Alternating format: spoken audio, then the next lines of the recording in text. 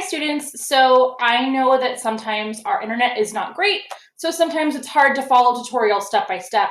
So today we are going to start looking up and researching and creating Frayer models for our academic vocabulary. Academic vocabulary in English it's just higher level words that you might not always hear in conversations with your friends or with acquaintances. But you might use them more in an academic setting. And knowing these words is just really essential for your success with understanding and comprehending English in school settings. So today we're going to be doing vocabulary based off of Amy Tan's Two Kinds. And I'm going to show you how to actually create these Frayer definitions. So let's take a look. On the first slide, you'll see that there is a link to access definitions. I have linked to the Merriam-Webster Learner's Dictionary, and the reason for that is that the definitions are always really clear and easy to understand, and that's really important when you're learning a new word. Sometimes you can just Google a word and then a lot of random definitions might pop up. This is a really great way to make sure that you have a really clear and easy to understand definition. So I have the Merriam-Webster Learner's Dictionary open, and then to get pictures, I'll show you that a little bit later in this presentation. But what you're going to do is, so I kind of chose a word at random. I chose the word impact because it is more of an academic word. And so the first thing I'm going to do is I'm going to go over to the Learner's Dictionary, which I had open, and I'm going to look up the word. So I'm just searching for the word. And I'm going to use impact as an adjective. No, how do I want to use it? Usually you'll have a part of speech defined for you.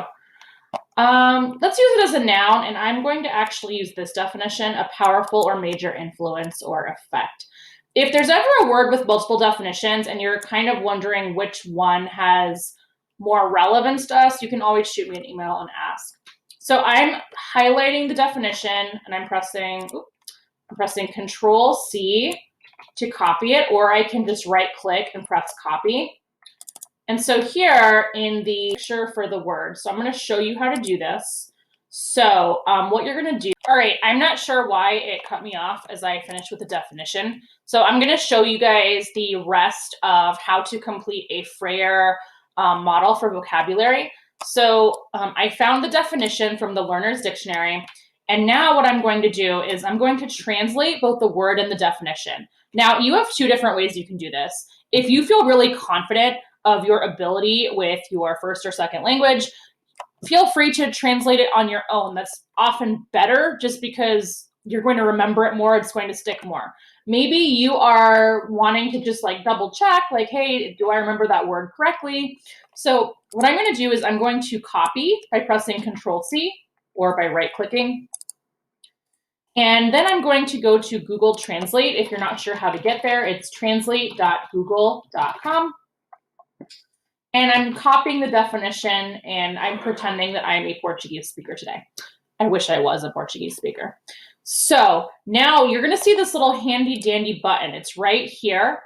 You can actually press this button to copy anything that you translated, which is awesome. Okay. And now, since I know I copied it, I'm going to press Control V. I could also right click and press paste.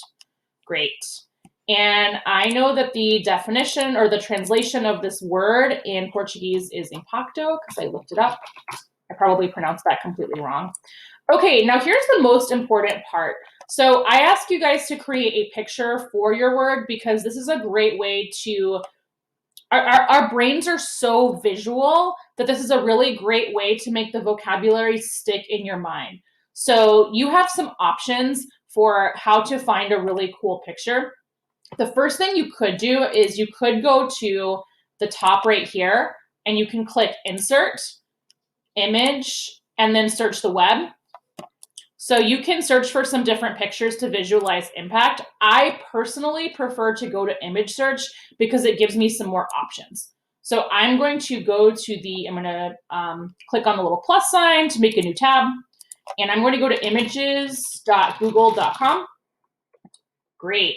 So now I have image search, and you could just search for the word.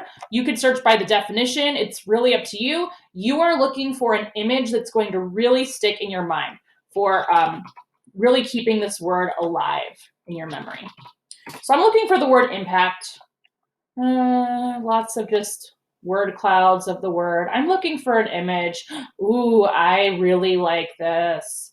So I don't know what to call these toys, but it's like 5 little spheres, and you like lift one and drop it, and then the others. So in my mind, that is what an impact is like, because an impact is changing other people. And look, there's even people inside the little circles. Okay, I definitely want to use this picture.